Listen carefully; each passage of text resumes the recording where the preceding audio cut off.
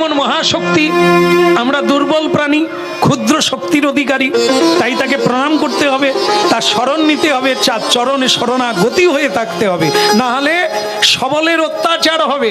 কখনো কি হবে, ওই যে আপনারা বলেন যে এই ঝড়গুলোর নাম কি, হুদহুদ, ফনি,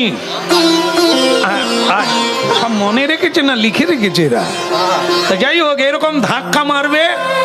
এই হচ্ছে ভগবানের একটা ফুৎকার, একটা ফু দিলে এই জগৎ নড়বড়ে হয়ে যাবে। তো তার কাছে সব সময় হাত জোড়ো করে থাকা, তার গুণগান গাওয়া তো জীবের কর্তব্য, জীবের পরে পর্যায়।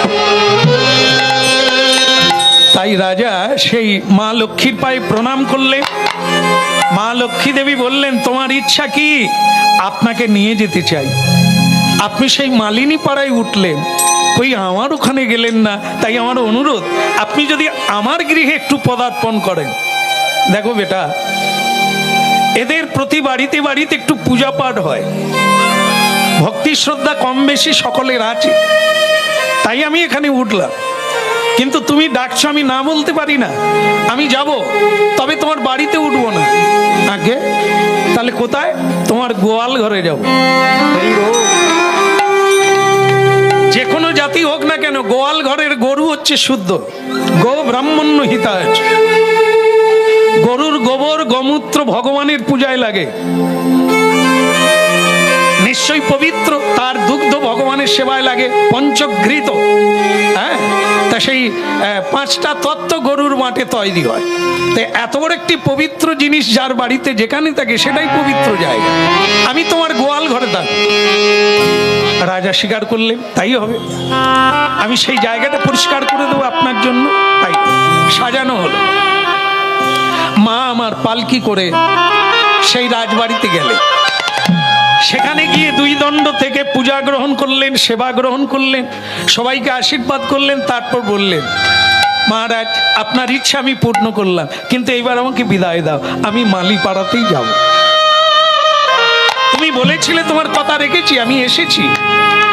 সেদিন থেকে সেই ইসলাম ধর্মী রাজা, তিনি হাত জোড়ে করে বললেন, মা আপনি ইচ্ছাময়ী, মহাশক্তির অধিকারিণী, আপনাকে কেউ বাধ্য করাতে পারবে না। আপনি স্বেচ্ছায় এসেছেন, স্বেচ্ছায় যাবেন। আপনাকে আটকাবার ক্ষমতা আমার থাকলে আটকাতাম, কিন্তু নেই।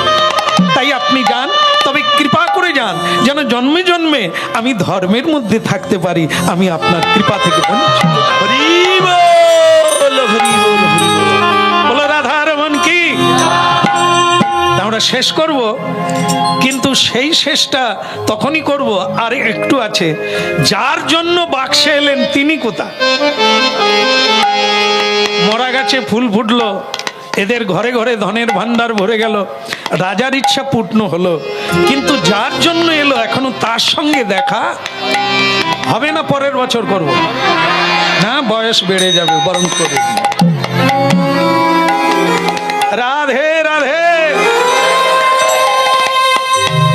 নদীটা আছে না, নদীর ওপারে অভিরাম গোপাল হরিনাম বিতরণ করছে, নদীর এপারে মালিপাড়ায় মালিনী দেবী আছে। স্বয়ং সুদাম শ্রীদাম, যাকে বাক্সের মধ্যে ভরে নিজের শক্তিকে পাঠিয়ে দিয়েছেন, সে উঠেছে ওপারে, ইনি আছেন এপারে। অভিরাম গোপাল জানতে পারলো আমার শক্তি এসে গেছে, এইবার হরিনাম আরো জোর করে হবে। এ তো সাধারণ মেয়ে নয় যে রূপ যৌবন দিয়ে স্বামীকে এমন ডুবান ডুবিয়ে দিবে যে স্বামী কুমড়ো কাটা ঠাকুরপো হয়ে রান্নাঘরে জ্বালানি দেবে। রাধে রাধে। কিছু কিছু দেখবে হতভাগ্য ছেলে বিয়ে করে রান্নাঘরে বসে থাকে, আমি জ্বালানি দিই বলে, এরকম স্বামী মাদলি দিয়েও পাওয়া যায়।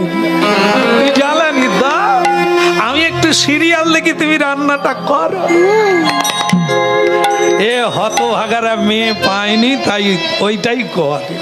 হ্যাঁ, তুমি গোবরটা ঘেটে দাও, বাচ্চা পায়খানা করছে, তুমি পরিষ্কার করো, আমি সিরিয়ালটা দিই। কি শিব পেয়েছে এরা গো। মা আপনারা মাদলি দেবেন, দেখবেন হবে এরকমই পেয়ে যাবেন সব। হ্যাঁ, আর যা বলবেন তাই শুনবে। আমাদের কাছে অনেক মায়েরা আসে, বলে আপনি নাকি মাদলি দেন, আমি বলি একদম